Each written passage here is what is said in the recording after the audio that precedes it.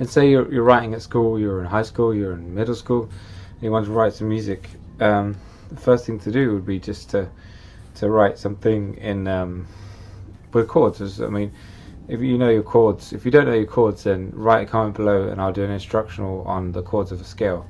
But I'm supposing that you do know them for this video. So if I'm the key of D, I could pick different numbers. So in this case, I'm going to pick D. We can go through different examples, obviously, like Bach prelude. That's all chords. I'll play a little section of that.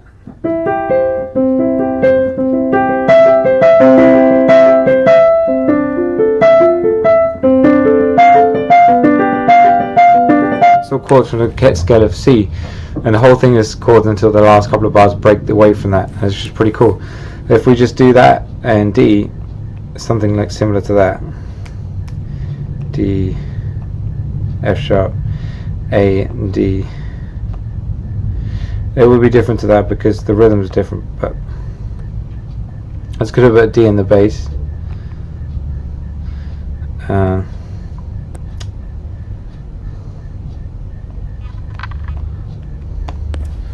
Something like that. We get this.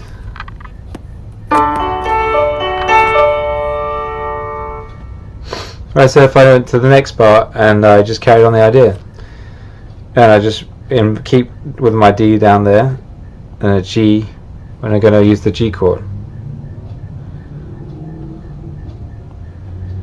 for the 9.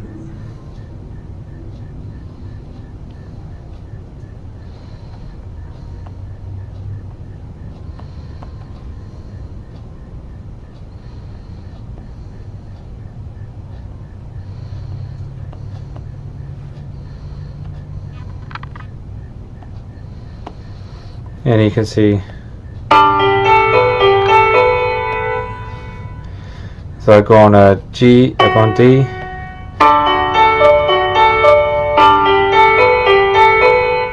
and then I could do the same with an A.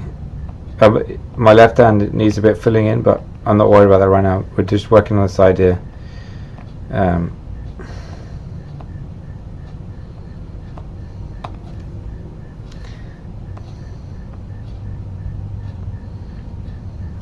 Go a bit further down. The thing I'm trying to avoid is jumping registers too much, so I'm going to invert this A. Instead of A being A, C sharp, E, I'm going to put the E on the bottom. E, A, C sharp, E, and that's an A, an inversion. A,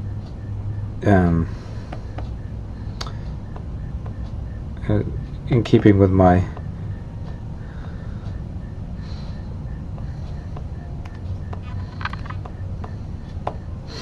I'm going to put an A down here, and then so just with those 3 chords from D, I've written some music. So D, G, 9,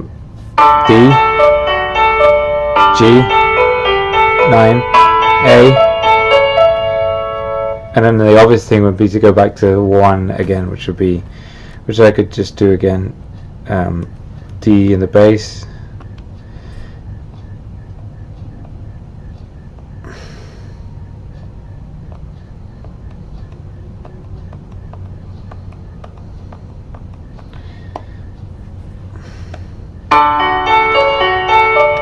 Well, that's not bad with a 7 there. I kind of like that. I'll keep that. That C is that C there is a 7, major 7 of D. So I'll keep that. It's nice harmony, nice variation. So we have this.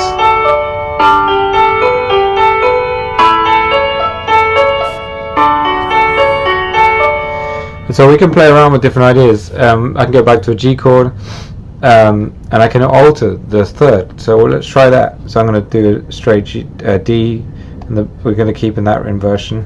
We can go up a range, you can go down a range, but in this case I'm going to alter the chords. So G starting with the D, G, and then we're going to make the 3rd, which is B. I'm going to make that turn into G minor.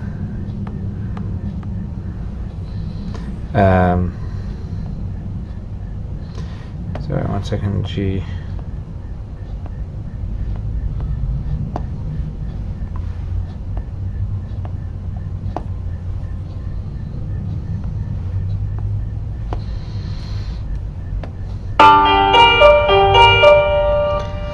And then I can do other things like diminished chords. I could do diminished, diminished. So the 7 is diminished, and but I don't want to lose where I'm at too much, so I'm going to invert it again. E,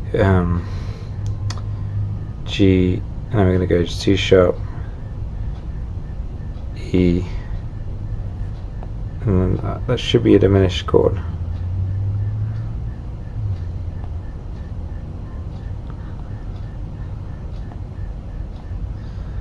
Oops.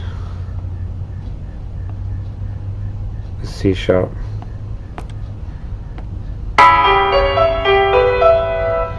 And then I go back to D again and be quiet.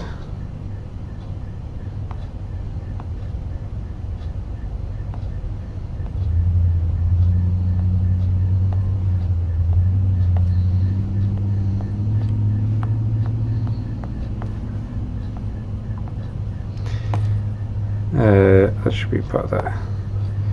Yeah.